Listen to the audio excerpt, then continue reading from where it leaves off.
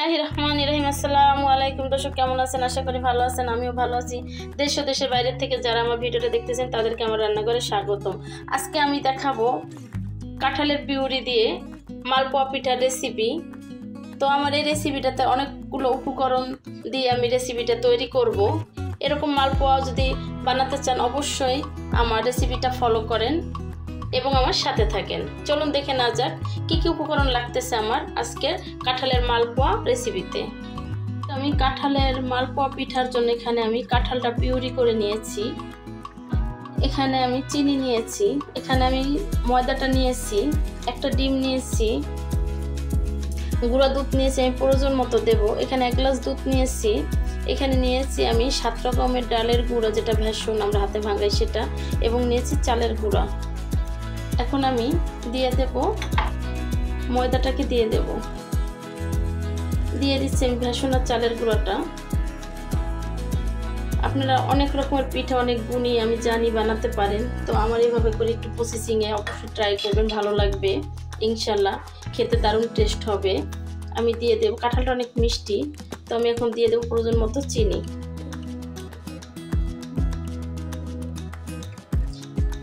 আমি দিয়ে দেব লিকুইড দুধটা, এটা জ্বালিয়ে রেখেছিলাম, দিয়ে দিলাম। অনেক ঘন করে রেখেছি জ্বালিয়ে, দেখতেই পাচ্ছেন অনেকটা মালাই হয়ে গেছে। দিয়ে দেব আমি গুঁড়া দুধ, আমি আরো 1 চামচ দিয়ে দেব।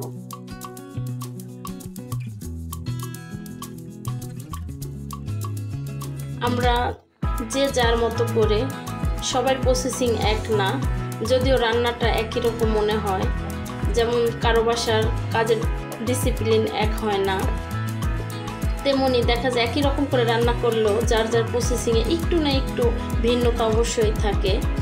তো কাঁঠালের সিজন চলতেছে, কাঁঠালের পিঠা খাবো না তা তো হয় না, যার জন্য আমি কাঁঠালের দিয়ে মালপোয়া পিঠাটার আয়োজনটা করে নিলাম।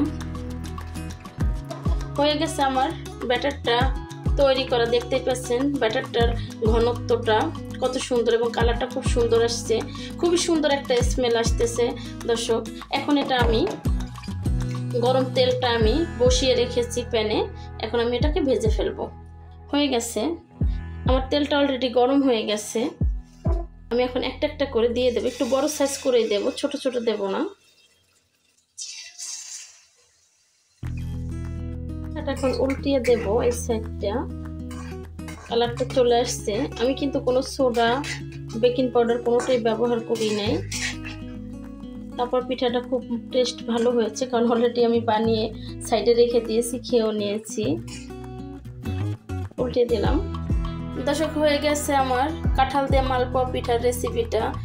এভাবে যদি ভালো লেগে থাকে অবশ্যই লাইক, কমেন্ট, শেয়ার, সাবস্ক্রাইব করে দিয়ে আমার পাশে থাকবেন। প্লিজ লাইক দিয়ে ভিডিওটা দেখা শুরু করবেন। কমেন্টে জানাবেন কেমন হয়েছে আমার মালপোয়া পিঠাটা। আজকের রেসিপি এই পর্যন্তই।